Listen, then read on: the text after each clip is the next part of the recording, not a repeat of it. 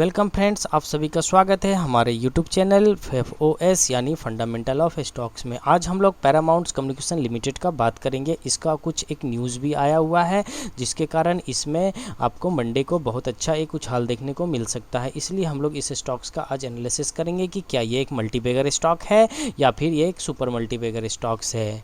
हम लोग इस कंपनी के वेबसाइट पे आ चुके हैं और आप यहाँ देख सकते हैं कि कंपनी का एक ओवरव्यू यहाँ दिया हुआ है, तो उस चीज़ को हम लोग देख लेते हैं। कंपनी का जो मैन्युफैक्चरिंग का बिजनेस है वो है आपका वायर एंड केबल्स का। इसमें बहुत तरह के वायर एंड केबल्स आते हैं जिसमें HV and LV power cables है, ऑप्टिकल फाइबर केबल्स है, उसके बाद अदर टेलीकॉम केबल्स है, रेलवे केबल्स है, स्पेशलाइज्ड केबल्स है, इंस्ट्रूमेंटेशन एंड डाटा केबल्स है, साथ ही साथ फायर सर्वाइवल केबल्स भी बनाती हैं। इसका जो आपका पोर्टफोलियो क्लाइंट है वो है government, institutional and major private sector organization है।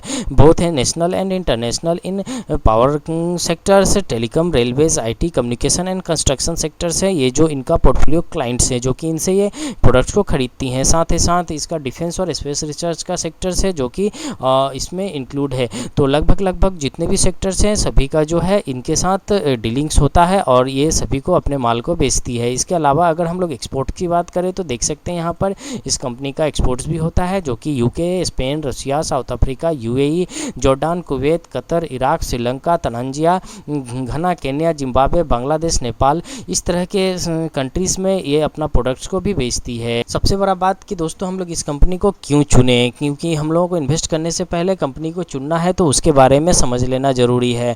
तो सबसे बड़ा जो रीज़न है इसको चुनने का पीछे, क्योंकि ये इंडिया का सबसे बड़ी कंपनी है जो कि वायर एंड केबल्स को बनाती है और इसका जो डिमांड है लगभग हर सेक्टर में है। इसके जो क्लाइंट है गवर्नमेंट भी है, रेलवेज भी है, टेलीकॉम है, यहाँ तक कि डिफेंस और स्पेस रिसर्च के जितने भी सेक्टर्स हैं वो सारे को इनके ये अपने प्रोडक्ट्स को बेचती है, साथ ही साथ एक्सपोर्ट्स भी करती है। हम लोगों का वर्ल्ड जो है वो डिजिटलाइजेशन की तरफ बढ़ रहा है, तो जो आवश्यकता है कि वायर एंड केबल्स का जरूरत उनको पड़ेगा। इस कारण से आने वाले समय में जो है इनका हर तरह का जो प्रोडक्ट है वो बिकता हुआ दिख रहा है और इनका जो फ्यूचर है वो बहुत ब्राइट फ्यूचर है। इसलिए हम लोग इस स्टॉक्स को पिक कर रहे हैं। चलिए इसका न्यूज़ को देखते हैं। न्यूज़ का अगर बात करें तो यहाँ देख सकते हैं इसका एक बहुत ही शानदार न्यूज़ आया है जो कि है ICRA ने इनका रेटिंग्स को बढ़ा दिया है। इन्होंने कंपनी को, भारतीय एक्सचेंज को सूचित किया है कि ICRA ने कंपनी को 150 करोड़ की बैंक सुविधाओं के लिए BBB या BBB- की लंबी अवधि की रेटिंग दी है। इसके कारण इसमें एक खुशी का माहौल है इस स्टॉक्स में और सोमवार को इसमें एक अच्छा खासा ट्रेड देखने को मिल सकता है।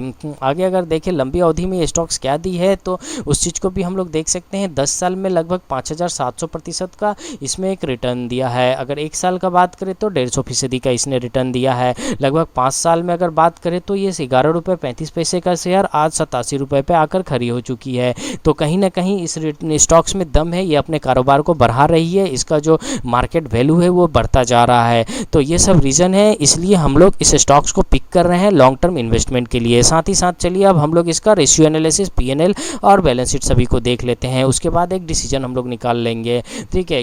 इसका मार्केट कैप का अगर बात करें तो आप देख सकते हैं इसका जो मार्केट कैप है वो 2452 करोड़ का है। करंट प्राइस 87 रुपये चल रहा है। हाई लो की बात करें तो हाई लो 170 रुपये 32 का लो है। स्टॉक P 35 रुपये का है, इंडस्ट्री 31 रुपये का है, ये अच्छा है, ठीक है, कंसीडर किया जा सकता है। बुक वैल्यू 14 रुपये का है, ये भी कंसीडर हो सकता है। ROC ही 13.8% है, ROE 21.2% है, फेस वैल्यू 2 का है। प्रोमोटर होल्डिंग 49.6% है जो कि थोड़ा कम है। प्लेस परसेंटेज जो है वो है 26.5%। इसको हम लोग देख सकते हैं कि यहाँ पर इस कंपनी ने प्लेस भी करा है। EPS 2.94 का है, पेग रेशियो 0.82 है, बहुत ही शानदार है। पिटरोस्की स्कोर 8 का है, ये एक बहुत ही अच्छा स्कोर है इसका। आगे हम लोग इस प्रॉफिट एंड लॉस में आ चुके हैं और प्रॉफिट एंड लॉस में आप देख सकते हैं कि लगातार 2021 से लेके 2023 के बीच में इसका जो सेल्स ग्रोथ है वो लगातार ग्रोथ हुआ है। 2020 में 606 करोड़, 518 करोड़, 580, 794, 949, तो ईयर टिल डेट जो देख सकते हैं 949 करोड़ का। नेट प्रॉफिट में भी देखें तो इसमें 2 साल से नेट प्रॉफिट जो है वो बहुत ही अच्छा शानदार रिटर्न इसमें दे चुका है। पिछले साल जो नेट प्रॉफिट था वो 48 करोड़ का था जो कि अभी बढ़कर 70 करोड़ हो चुका है। आगे इसका कैश फ्लो को बात करें तो कैश फ्लो आप देख सकते हैं कि अभी इसके पास जो कैश फ्लो है वो 17 करोड़ का कैश फ्लो दिखा रहा है, ठीक है। आगे इसका हम लोग अगर शेयर होल्डिंग पैटर्न का बात करें तो शेयर होल्डिंग पैटर्न में देख सकते हैं प्रोमोटर के पास जो होल्डिंग है वो 49% का होल्डिंग से, पहले 62% का था जो कि घट के 49% हो चुका है।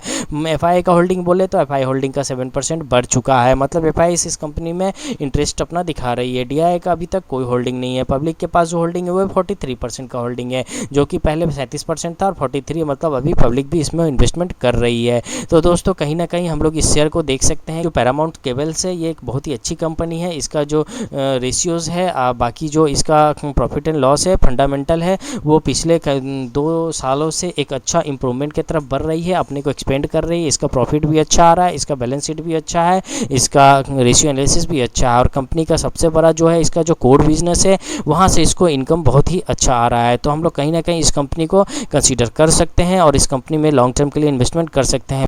तो चलिए दोस्तों विदा लेते हैं आप।